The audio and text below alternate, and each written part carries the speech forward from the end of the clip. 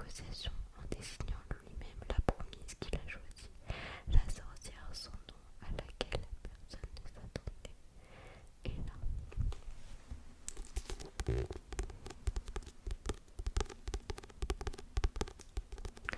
voilà.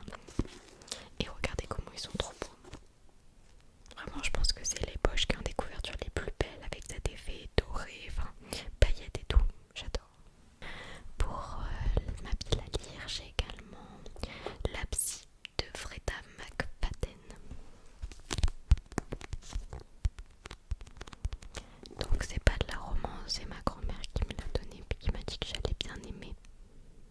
Donc voilà, c'est des thrillers psychologiques souvent. Donc j'espère que je vais bien aimer. Elle m'a dit que j'allais aimer.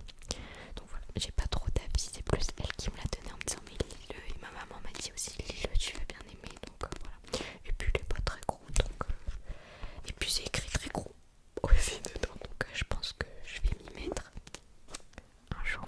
Jeune mariée, Tricia et Ethan recherchent la maison de leurs rêves alors qu'ils visitent le manoir isolé de la docteure Adrienne Hall, une psychiatre disparue 3 ans plus tôt.